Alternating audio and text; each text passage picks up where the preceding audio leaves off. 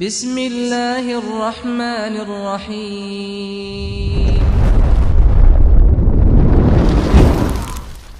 Welcome to Arhi Studio.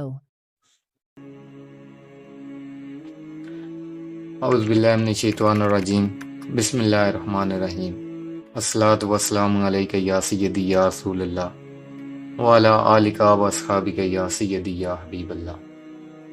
پیارے آقا و مولا حضرت محمد مصطفیٰ صلی اللہ علیہ وآلہ وسلم پہ لاکھوں کروڑوں درود و سلام.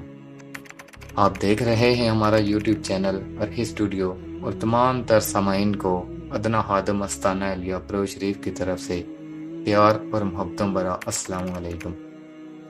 جیسا کہ آپ کو تھمبنیل دے کر اندازہ ہو گیا ہوگا کہ آج ہم کس بارے میں بات کرنے لگے ہیں.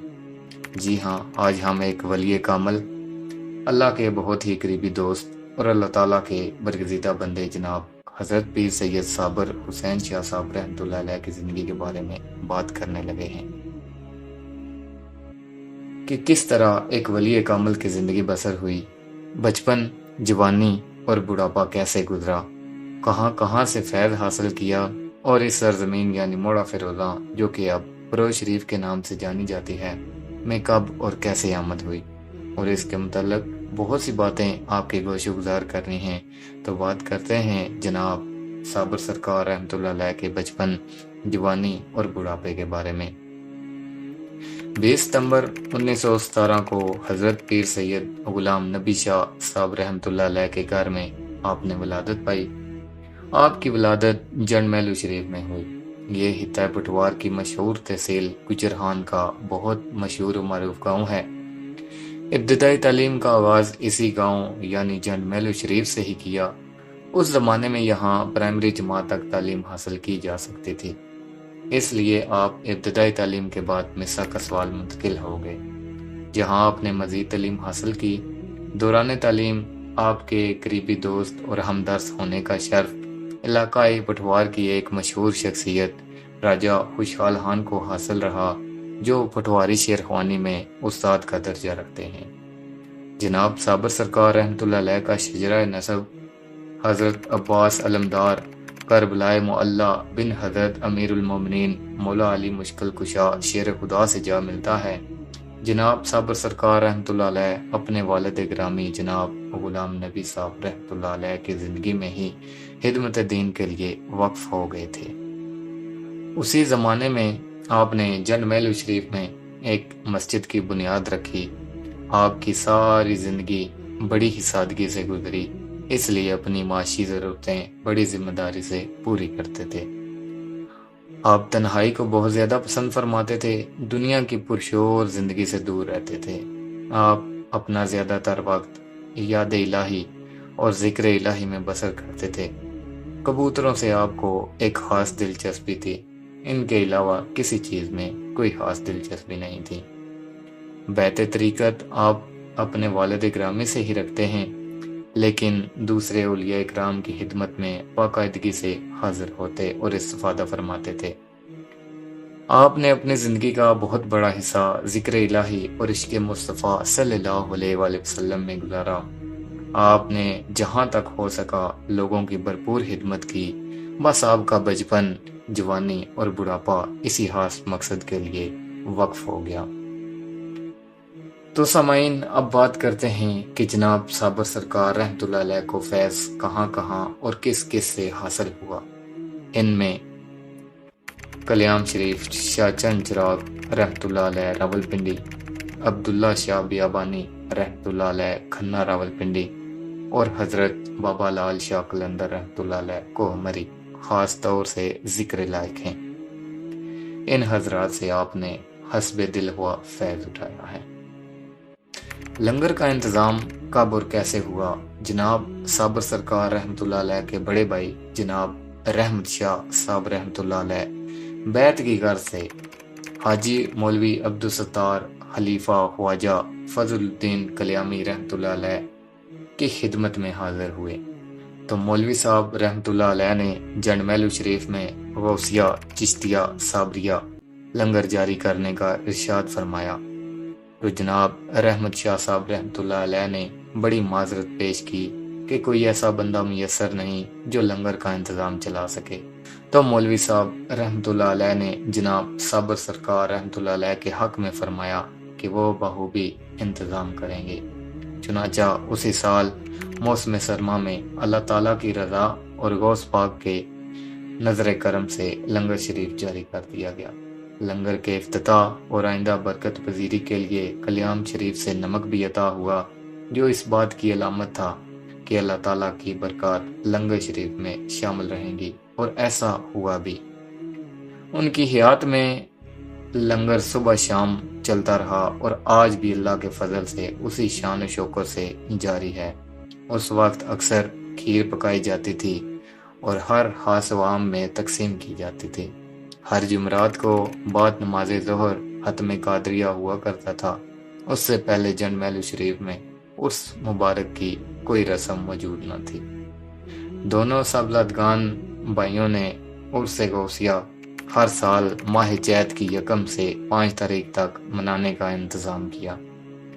اس مقدس تہوار میں مشہور قوال بلائے جاتے، جن میں محمد علی فریدی اور حافظ عطا محمد جیسے شعراء قوال اس بزم غوثیہ کی زینت بنتے اور اپنے فن کا مظاہرہ پیش کرتے۔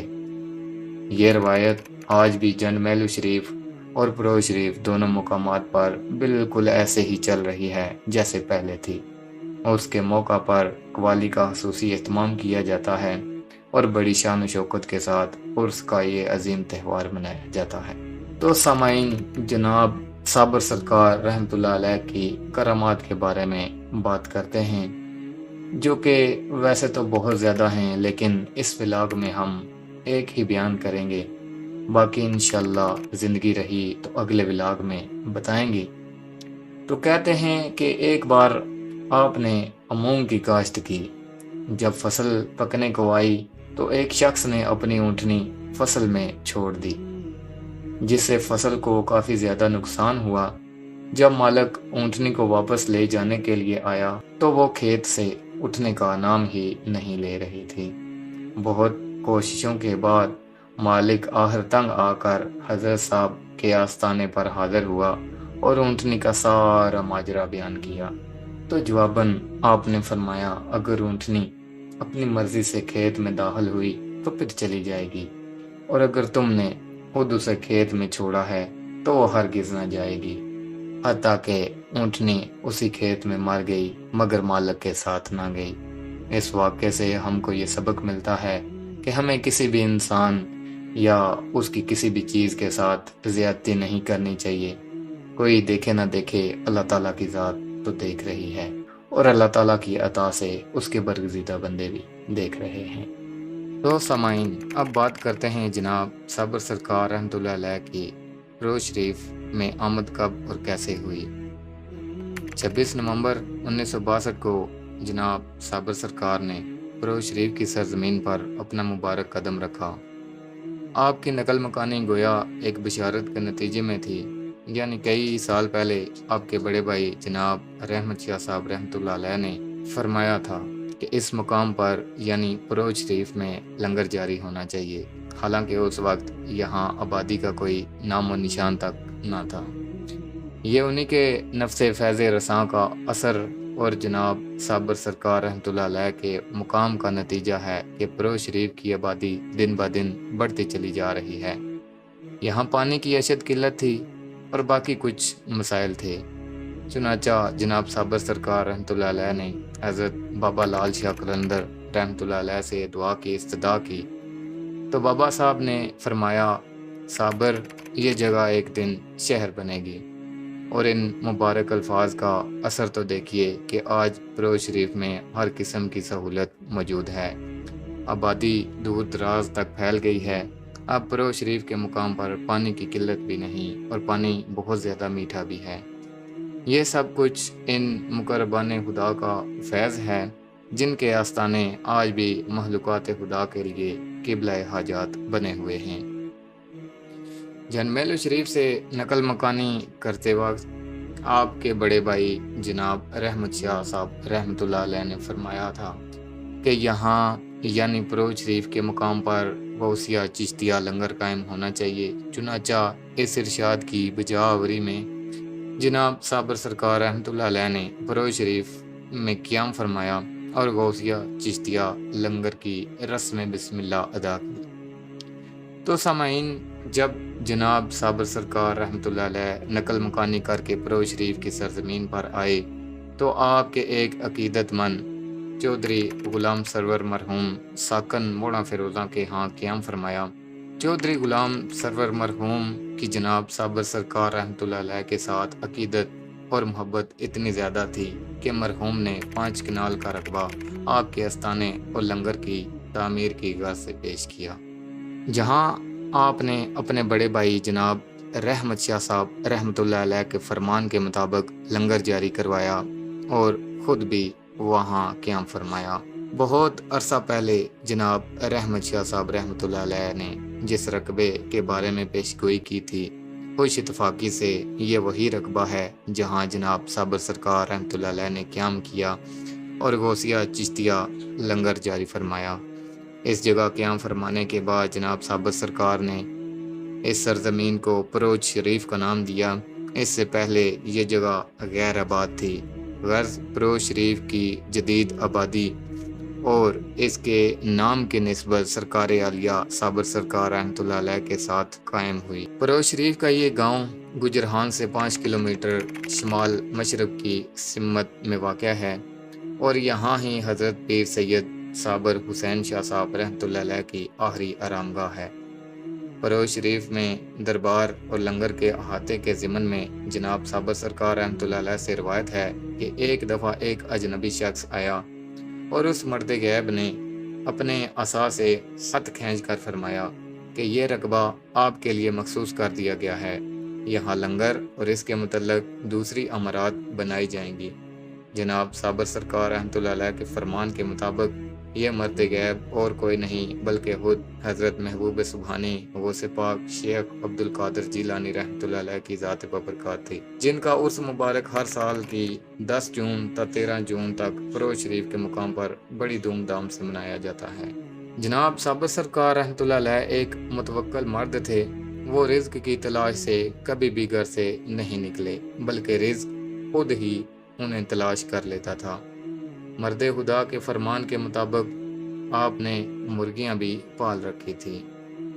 جی تو سامعین، اب بات کرتے ہیں جناب صابر سرکار رحمۃ اللہ علیہ کے وصال کی کہ کب اور کیسے ہوا۔ 22 جنوری 1979 بروز پیر کو آپ کا وصال ہوا۔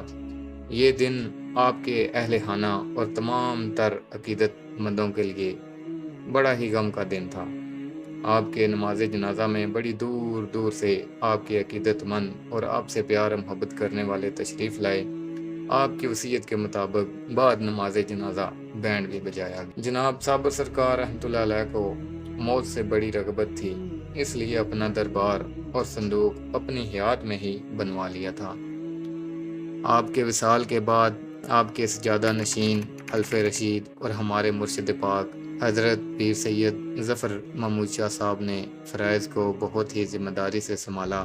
جناب پیر سید ظفر محمود شاہ صاحب اپنے والد گرامی جناب صابر سرکار رحمۃ اللہ علیہ کی طرح بہت زیادہ سادہ طبیعت کے مالک ہیں۔ انشاءاللہ زندگی رہی تو نیکسٹ ایک مکمل ولاگ ان کی زندگی کے بارے میں بنائیں گے کہ کس طرح اپنے والد صاحب کے گزر جانے کے بعد کس طرح سارے نظام کو سنبھالا۔